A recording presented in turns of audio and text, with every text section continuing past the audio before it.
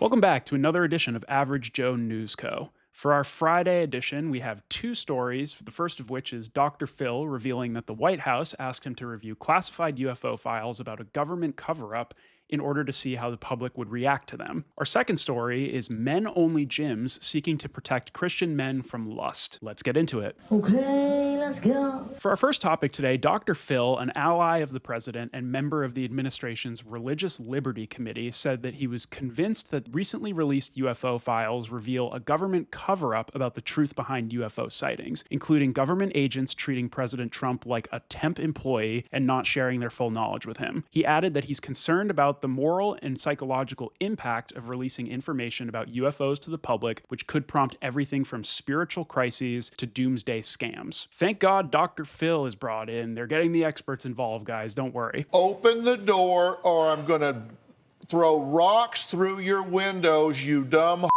I'm very tired of the games surrounding this topic. The federal government is acting like they're a 16-year-old being told to keep a secret at school for their best friend. If I told you what I just found out, you'd completely lose your mind. I'm not going to tell you, though. I just can't. All right, then, keep your secrets. I understand that, like it or not, the government is going to withhold lots of information from the public, and to be honest, I don't always have an issue with that. Ignorance is bliss, they say. Society has to function and not be completely informed of every horrible or scary thing that's going on in the world, but let's just stop leaking nonsense about the cover-ups and conspiracies. Either release the information to the public, let people deal with it regardless of the fallout, or shut up and go back to covering it up until eventually you can't and anarchy unfolds, and we'll see what happens from that point. I don't even know what that means, but I love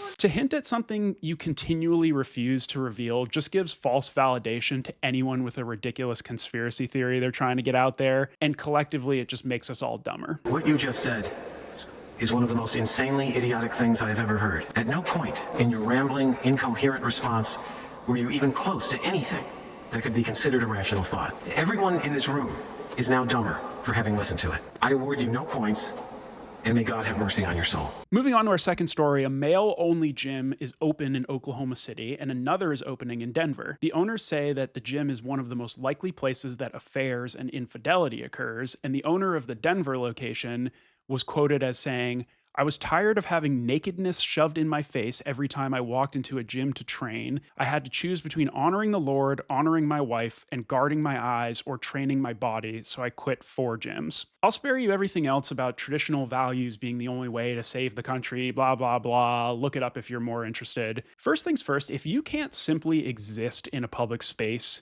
with another woman when you're married without lusting, you may have some other problems to address. There's a big difference between being a creeper and ogling women in the gym versus sharing the same space with them and accepting that they might not be dressed in a way that you like or necessarily agree with. I find it quite hypocritical that this guy talks about honoring his wife, and yet the women who exist or dress outside of his conception of what's moral are some evil to be avoided.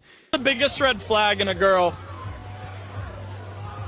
I don't know, I'm scared of women. This reminds me of some all-boys schools that I played sports against growing up. When I made it to college, I mixed in with a few of these people from these schools, and I found that they were particularly poorly adjusted to be interacting with women. It seemed like they were coming from a bubble that was designed to limit their distractions, but once they were, in a co-ed environment, they just sort of felt like they had the emotional maturity level of like a 14-year-old who had been brought up in some fake reality. Maybe we should encourage people to learn to function around those they don't necessarily agree with, rather than just dividing ourselves further. It seems like that might not be a bad idea for us all at this point.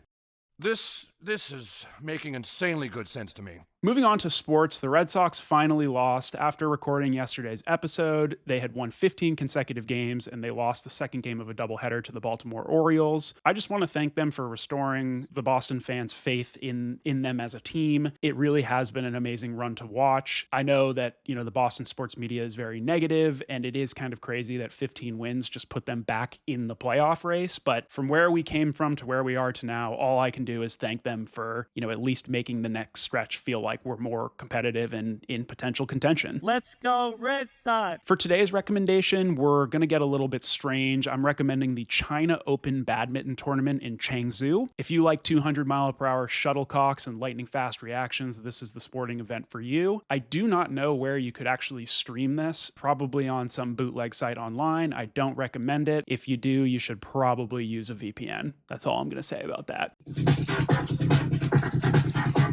Okay, moving on to weather. Our random city of the day is Panama City, Panama. The weather report is it's 87 degrees for high and 77 degrees for low. It's going to rain all day. Our fun fact about Panama is in 1671, famous pirate captain Henry Morgan attacked and destroyed the original Spanish settlement that was there. An additional plug for Panama City, I've heard pretty good things about it as a tourist destination. It's very unique in the sense that there's colonial architecture, very modern architecture, all surrounded by a pretty extreme biodiversity. So you might be sleeping on Panama City, not Florida, Panama as a tourist destination. Might be worth checking it out if you're looking to get a little bit off the beaten path. That's our episode for the day. Thanks so much for coming as always. We will be back next week with a fresh set of episodes covering the weird news of the week. As always, hit the music.